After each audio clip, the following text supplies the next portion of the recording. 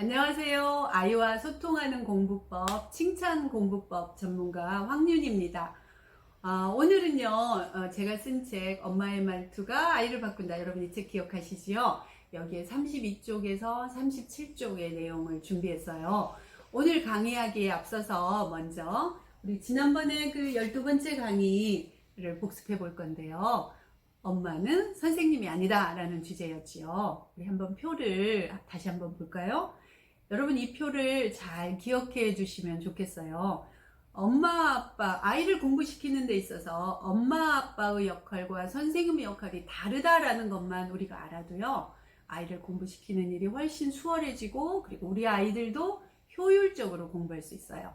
자, 엄마 아빠와 선생님이 다르다라는 것을 알기 위해서는 먼저 가정이 학교와 다르다.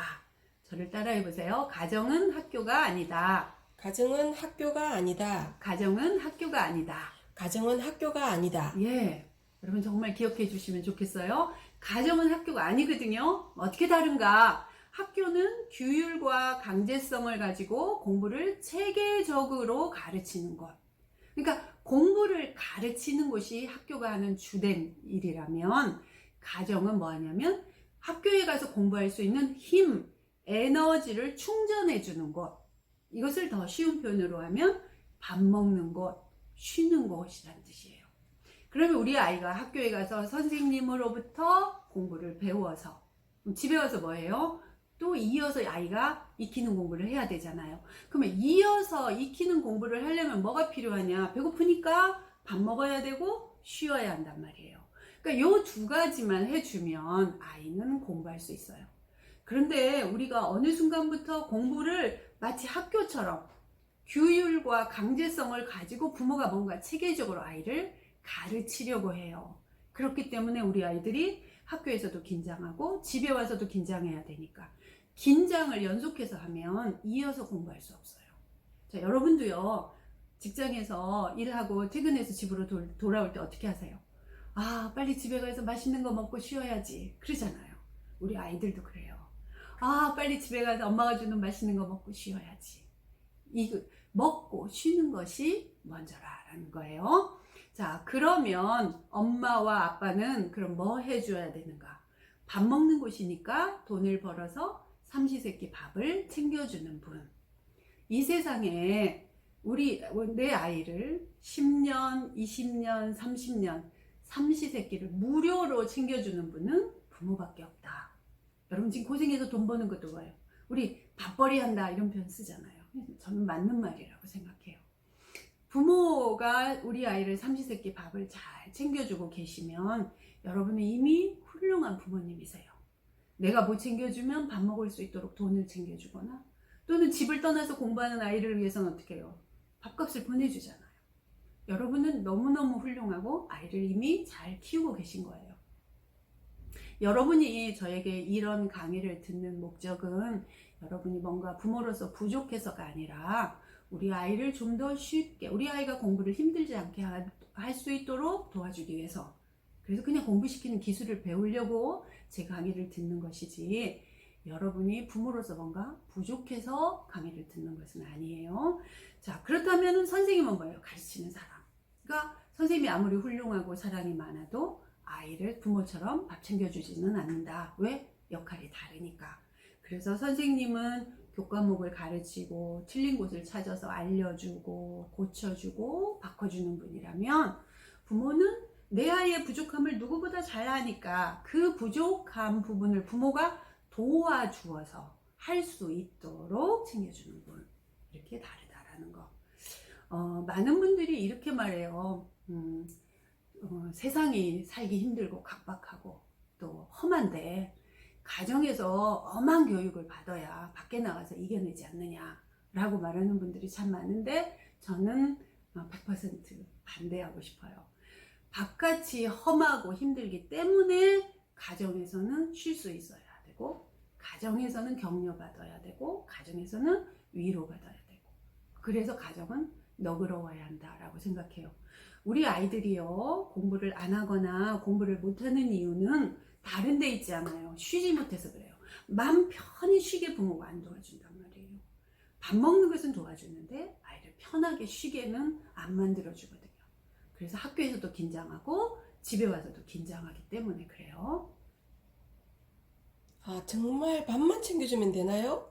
밥 챙겨주고 실수만 있게 해주면 정말 될까요? 그럼요. 밥 챙겨주고 실수 있게 해주는 것이 뭐예요? 그래서 뭐 하도록? 이어서 공부할 수 있도록 도와주기 위해서.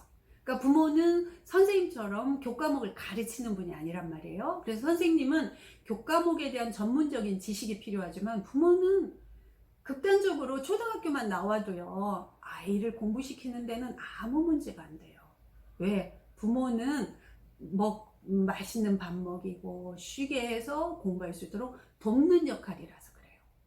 아, 네. 그래서 제가 공부시키려고 놀고 공부하겠다 하면 공부하고 놀라고 화를 내거든요. 화를 내서 말하는 거는요, 돕는 것이 아니에요. 도와주는 것이 아니라 공부하지 못하게 방해하는 거거든요. 엄마 아빠가 화를 내면요, 아이는 집중해서 공부가 안 돼요. 엄마 아빠는 아이를 기분 좋게 해주고 그날 해야 할 공부를 내일로 미루지 않도록 그날 해낼 수 있도록 해주면 돼요. 기분 좋게 해준다 라는 말은요, 곧 쉬게 해준다 라는 의미와 같아요. 그런데 아이는 어리거든요. 어리다 라는 말은 도움이 필요하다 라는 뜻이에요. 여러분, 고3 아이도 어려요. 다 컸다고 생각하지 마세요. 고3 아이도 부모의 도움이 필요해요. 그런데 우리는 이 도움을 어떤 간섭이나 잔소리적인 걸로 도와주려 하세요. 그런 도움이 아니라 챙겨주는 도움이 필요해요. 왜? 어리단 말이에요. 어리면 의지가 약해요. 그럼 쉬면 계속 쉬고 싶어요. 계속 놀고 싶어. 그럴 때 부모가 이어서 그만 쉬고 이어서 공부할 수 있도록 챙겨주어야 우리 아이가 공부하거든요. 기분 좋게 해주는 일이 그렇게 중요한가요? 저는 기분 좋게 해주면 더 말을 안 들을까 봐서 일부러 화내듯이 말하거든요. 엄마의 그 의도는 충분히 이해해요. 그런데 여기 표를 한번 보세요. 자, 사람은 몸과 마음으로 이루어져 있어요. 몸이 배부르고 배고픈 것처럼 마음도 배부름과 배고픔을 느껴요. 우리가 배고프면 밥을 먹지요. 마찬가지로요. 마음이 배고프면 먹어야 되는데 그게 뭐냐면 기분 좋음을 먹어야 돼요. 왜냐하면 몸의 에너지원은 밥, 음식이지만 마음의 에너지원은 따뜻한 말, 기분 좋음이거든요. 자, 몸이 음식을 먹어서 배부르면 어떻게 되느냐? 그 체력적으로 힘든 일도 힘이 생겼으니까 해낼 수 있어요. 그런데 배고파 보세요. 못해요. 집중해서 못해요. 그래서 우리가 일하고 배고프면 어떻게 해요? 다시 먹고 힘을 내서 또 이어서 일을 하지. 배고픈 상태로 꾸준히 일하지 못하지요. 마음도 마찬가지예요.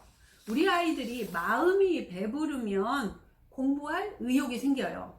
여러분, 공부는요, 하기 싫고 힘들고 어려운 일이에요.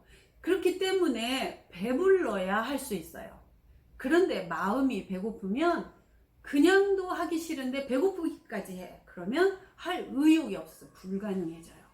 그러니까 부모가 아이를 공부시키는 일에 있어서 두 가지만 하시면 돼요. 몸을 배부르게 해주고 그 다음에 마음을 배부르게 해주면 돼요. 그런데 우리 아이들이요, 부모가 몸을 배부르게 하는 일은 너무 잘하세요. 한 끼도 안 굶기려고 애를 쓰세요. 그런데 마음을 배부르게 하는 일을 소홀히 하시거든요. 그래서 우리 아이들이 꾸준히 공부하지 못하고 공부를 하다 말다 하는 이유는 마음이 배고팠다 배불렀다 하기 때문에 그래요.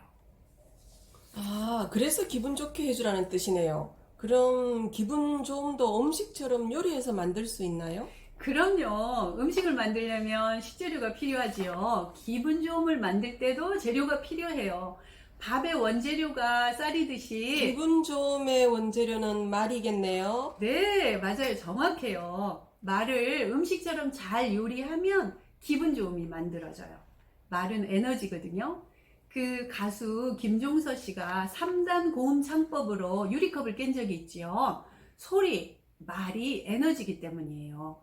그 원재료인 말을 어떻게 사용하느냐에 따라서 기분 좋은 에너지, 긍정의 에너지가 되기도 하고 기분 나쁜 에너지, 부정의 에너지가 되기도 해요. 어떤 식재료를 어떻게 쓰느냐에 따라서 요리가 맛있기도 하고 맛없기도 하듯이요. 네, 그래요. 말도 어떻게 사용하느냐에 따라서 따뜻한 말, 기분 좋은 말과 차가운 말, 기분 나쁜 말로 요리되거든요. 다음 시간에는요, 차가운 말과 또 따뜻한 말에 대해서 좀 더 상세하게 강의를 이어가도록 하겠습니다. 여러분 다음 영상에서 만나요. 안녕.